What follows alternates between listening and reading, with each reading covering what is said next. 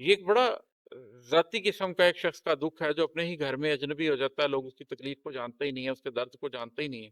برتن کے ٹوٹنے سے تو چناکا ہو جاتا ہے، لیکن اس شخص کے ٹوٹنے کا کسی کو پتہ ہی نہیں چلتا، اس کے ساتھ رہنے والوں کو بھی پتہ نہیں چلتا۔ اب ایسا وقت ہے وہ بھی گزر جاتا ہے دھیرے سے، اور اپنے دل میں پہلے سا دھماکہ بھی نہیں ہوتا۔ اگین ایک جذبہ، کس طریقے سے آپ کسی شخص کے قریب ہوتے ہیں اور پھر ایک وقت پہ حالت ایسی ہو جاتی ہے کہ وہ آپ کے برابر سے گزر جاتا ہے اور آپ کے دل میں وہ ساری کیفیات آتی ہی نہیں۔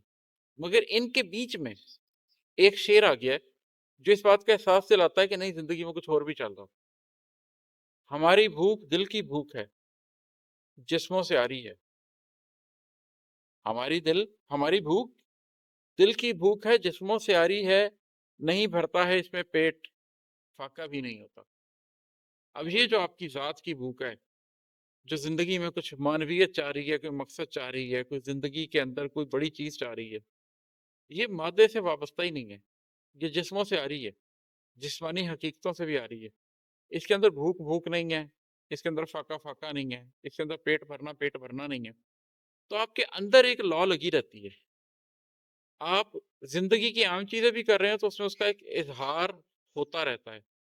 میں ایک غزل بھی کہہ رہا ہوں اور اس وقت میں بالکل اس موڈ میں ہوں کہ زندگی کے عام غم جو عام ہر شخص کو ہوتے ہیں وہی مجھے بھی ہیں، میں انہی کا تذکرہ کر رہا ہوں۔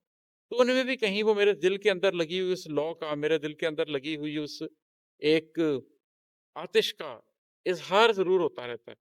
تو یہ چیز اگر آپ لوگ بھی اپنے اوپر دماغ میں رکھیں، اگر آپ لوگ بھی اس کو واضح طور پر سمجھنا چاہیں کہ آپ کی زندگی کی جو بھی حقیقتیں ہیں ان کے ساتھ کہیں ایک چھوٹا سا ایگزسٹینشل کوسچن موجود رہنا چاہیے۔ باقی غموں کو بھی آنے دیں جانے دیں، لیکن اس ایگزسٹینشل کوسچن کا بھی ذکر کرتے رہیں۔